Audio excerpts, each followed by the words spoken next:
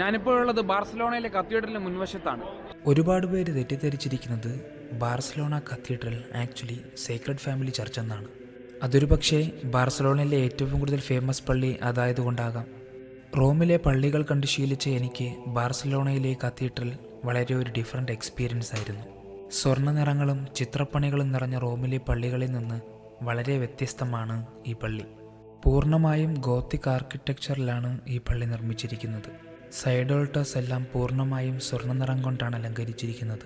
ഈ കാണുന്ന ആളുകൾക്കിരിക്കാനുള്ള ബെഞ്ച് പോലും എന്തുമാത്രം ഭംഗിയോടെയാണ് അലങ്കാരപ്പണികൾ ചെയ്തിരിക്കുന്നത്. ഇത്രയും നേരം ഞാൻ പറഞ്ഞതൊക്കെ പെട്ടെന്ന് ഈ പള്ളിയിൽ കയറി ചെന്നപ്പോൾ ഞാൻ അഡ്മയറായ കാര്യങ്ങളാണ്. 1300 പൂർണ്ണമായും ഗോത്തിക് ആർക്കിടെക്ചറിൽ പണി ആരംഭിച്ച് ഏകദേശം 150 വർഷമെടുത്താണ് പള്ളി കംപ്ലീറ്റ് ചെയ്തത്. എന്നിരുന്നാലും പള്ളിയുടെ വർക്ക് ആരംഭിച്ച് 40 വർഷം കഴിഞ്ഞപ്പോഴേക്ക് തന്നെ വിശ്വാസികൾക്കായി പള്ളി തുറന്നു കൊടുത്തിരുന്നു. ബാർസലോണയിൽ വരുന്ന എല്ലാവരും തന്നെ സേക്രഡ് ഫാമിലി ചർച്ച് ഉറപ്പായിട്ടും വിസിറ്റ് ചെയ്യും. അതുപോലെ തന്നെ മസ്റ്റായി കണ്ടിരിക്കേണ്ട ഒരു പള്ളിയാണിത്.